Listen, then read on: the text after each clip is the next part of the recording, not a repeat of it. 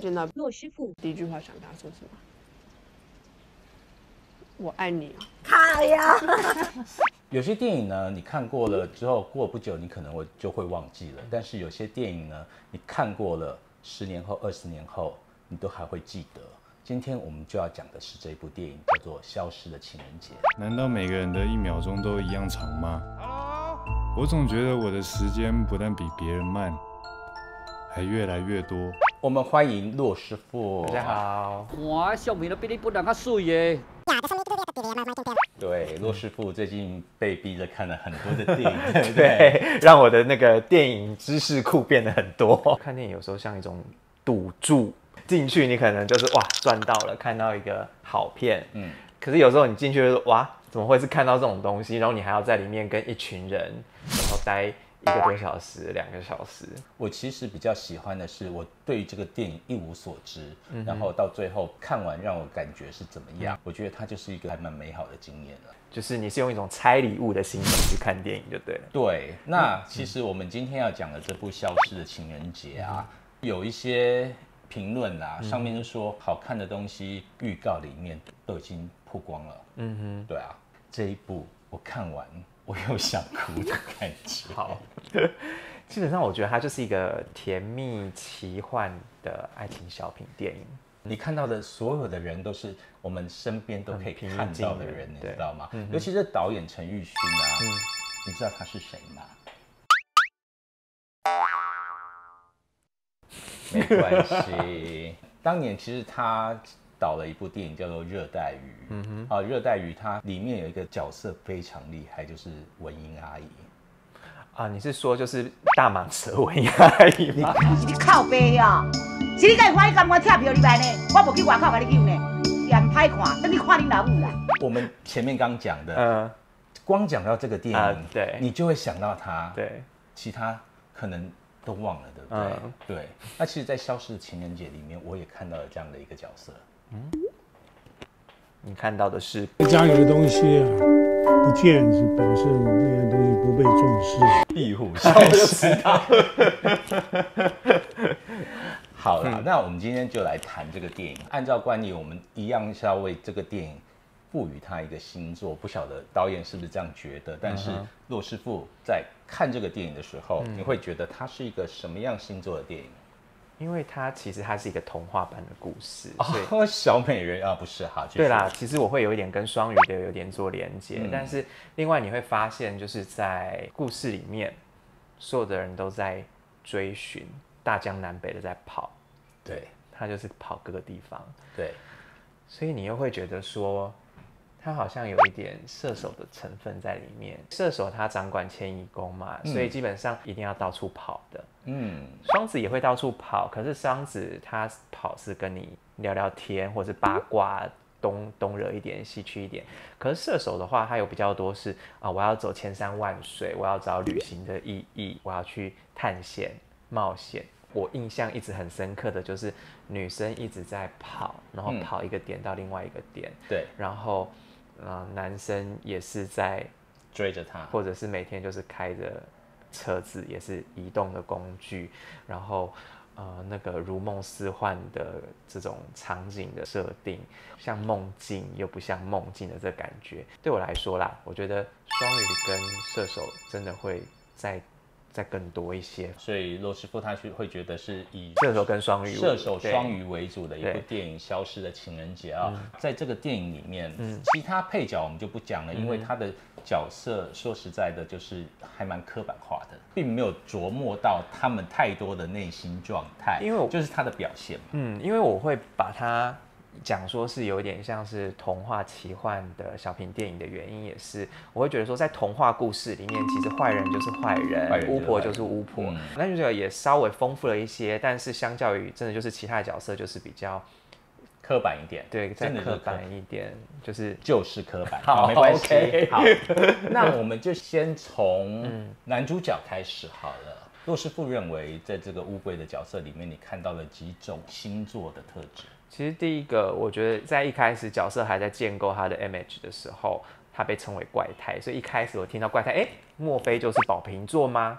然后再加上他讲话也让你觉得好像有点跟我们思考逻辑好像不太一样，所以我那时候也会觉得宝瓶座好像有可能。但是后来他解释他自己，那你就会发现，那我是不是该把慢的星座挑出来想一下？对，那慢的话，原则上金牛、巨蟹，他们都有暖男的特质哦。所以刚骆师傅说的，在这个乌龟这个角色里面，你看到了一个宝瓶座的特质，然后比较慢的性格的话，它又是一个金牛座跟巨蟹座的管理氛围。对，而且又是比较暖男的话，这时候我又会继续往下推，就是暖男的话，其实宝瓶它是比较不会让你感觉这么暖的一个星座能量，因为不管是宝瓶座或者是天王星，它都带了一点科技智慧，或者是高冷，或者跟人家有一段距离的这种比较文明，我们称为比较文明啦，不要说冷酷，文明的星座。那如果真的要是温馨温暖的话，可能金牛跟巨蟹往往会比较多一些，尤其就是金牛它是注重的是生活的一个温馨感，巨蟹它注重的是回忆以及跟家族的一个温馨感，或者是过去的温馨感。好，所以在这个阶段，我们就先把宝瓶座给剔除掉，剩下了巨蟹跟金牛。再来的话，其实就是一个持续性，对，因为它就是一天一封信，而且是好几年哦。对。那其实这样子的做法，其实我们在别部电影里面也讨论过类似的角色形象嘛。对，其实我们很清楚的是，之前在《同学麦纳斯》中，其实我们也可以看到有这样的一个角色塑造性格。是谁？一天一封信啊，或者是在《同学麦纳斯》里面也会有这种持续性的付出。纳豆，对哦。你也会发现纳豆的那个角色性格，其实跟乌龟的这个角色性格其实很像。对。那而且再来就是你会发现说，最后他是有自觉的，他会说，如果我再这样做下去，我就是变态了。他是在情感中没错，他也用情很深，对，但他没有被情感淹没，还是有理智性哦。对，他的理智是还是在，他一定有他自己的原则在的。所以这时候你就会发现说，跟水象星座比起来，土象星座在原则的把握度上是强于水象星座的。哇，那答案就非常明显了，金牛座。对，因为其实它就是一个第一个慢，第二个暖，第三个它是有原则，他不会去强迫你，但他自己就是他的步调，他就是会去做这些事情。原来如此。我看到了，就像你刚刚说的哈，就一个人能够爱那么久这件事情，天蝎座也有可能啊。天蝎座有可能，但是天蝎座不见得暖啊。好吧，没关系。暖这个特质，它还要建立在另外一件事情上，就是你不能够太精明。宝瓶座我刚一开始也剔除的原因，就是因为宝瓶座他也聪明啊，所以我们往往讲太聪明的人不容易恋爱跟结婚嘛。因为你已经想得太清楚了。尤其天蝎座，他很容易看到一个人的黑暗面跟负面特质。对，所以也就是说，如果是这样的话，他看到他跟 Duncan 的互动，他就会觉得他就好啊，那就是你就是这样子啊。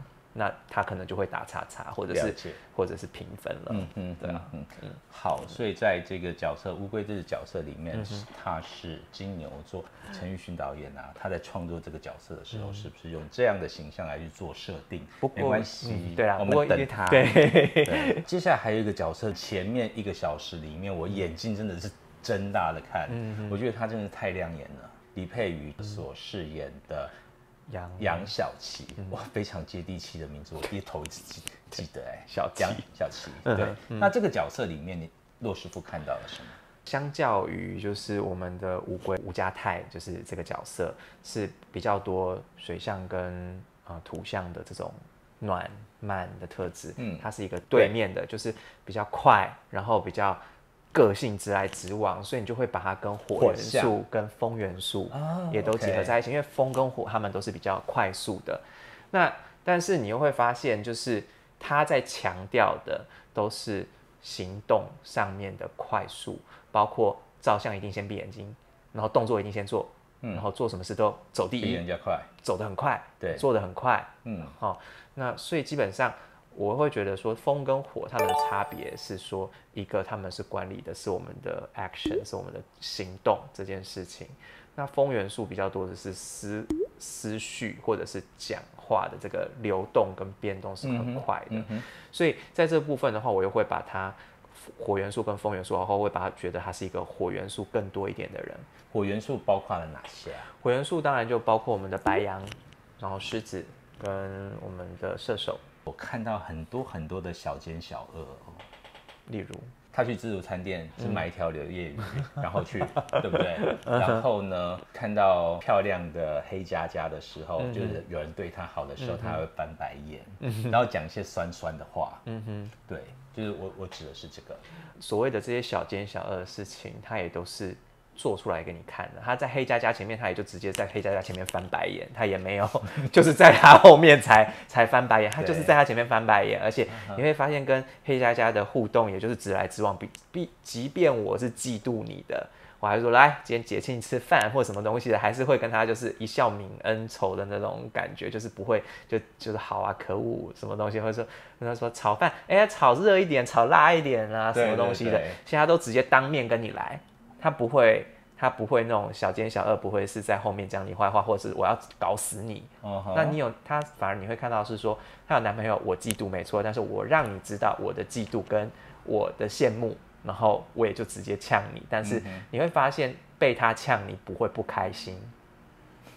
其实有时候我们被比较阴性星座的人呛的时候，我们可能会往心里去，因为他们讲的其实有时候很深，就很刺，因为他们是直接攻击你的情感跟你的原则，就是直接往痛里面扎。可是如果说你是跟火象或风象可能你会觉得锐利一些啊，就是他的讲话，因为他也就是很理智、很锐利一些。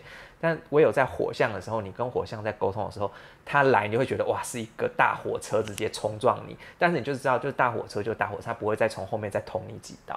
就是说火一过就没了，就是来得快，但是去得也快。那其中来得最快、去得最快的当然也就是白羊座。那其实是射手，然后再来是狮子。狮子其实他要顾及面子，他也不想要损失他的粉丝嘛。好，所以说在这3个星座里面，狮子先剔除了。所以接下来你就会看说，那谁的速度是最快的嘛？他们2个真的都很快，不管是白羊或射手，都是以就是冲锋陷阵或者是远眺。首先，她是一个大喇喇的女生，她不修边幅的，即便是可能约会，她也是真性情的来跟你，但是她也会在意喜不喜欢她。这样就很难呢。对，他在电影里面，他其实一直不断的去履行这件事情。他想要去追究他消失的那一天到底做了什么，我觉得应该是找出这个真相。在射手跟牡羊座里面，其实射手是会比较多，因为射手他掌管的这个部分，其实不管是宗教、法律，甚至是哲学这件事情，它其实都是一个寻找它背后所蕴藏的價值。对，所以但是白羊的话，它是比较多的是输赢，或者是第一，或者是说，要先到达那个目标，对。可是他也没有要争，你会觉得这女主角她没有要争什么。知道这个真相之后，她整个就哭了。一个人会快，其实你会发现说，他周围的生活其实他并不见得会照顾得很好。那射手其实你会发现他很粗心大意，他很大喇喇，这个部分也是说他会忘掉很多小时候的东西，但是他会看到很前面，因为他比别人先到了。对，我觉得也是很射手的，很射手的感觉啦。当然，我觉得白羊也有，但是结合我们刚刚讨论到的整个电影的风格，然后而且你会觉得他把台湾拍得好美，然后各个场景都有的话，我会觉得想去。对啊，真的拍得好美哦，尤其是水上公路那一部分，那个就是你真的觉得好美。嘉义东石乡，其实我觉得那个导演真的是一个花椒类，因为我相信当年这个热带鱼啊，这个电影也就是在嘉义东石那边拍的。在我们骆师傅的分析，我们看到了乌龟它是金牛座，杨小琪这个角色里面他是射手座。好，这2个星座，射手女加金牛男，他们是一个很有趣的角度，叫5/12的角度的相位。其实这个角度的相位，我们一般来说，就是他们会有很多的碰撞，那么它其实是仅次于对宫相位的一个很强烈能量的来源。所以你会发现说，一个很快，一个很慢，就是会产生这种很大的摩擦碰撞，甚至一开始是不太喜欢。会互补吗？互补对宫会更容易互补一点，然后5/12相位的话，其实它是介于一种平常很没事，但也说不上互补，但是吵起来就是很不合，但是它又不会到让你觉得好像1/4角度的时候是那种怎么瞧，就是会让你觉得不想再跟你对。好，所以如果是射手女加金牛男的组合，你们可以留言你们的想法了哈。我真的非常非常推荐《消失的情人节》这个电影，它真的是一个约会电影。最后问一个问题，您觉得壁虎是什么星？今天谢谢大家关注我们的节目，下次要聊什么电影，我们下次再说喽，拜拜，拜拜。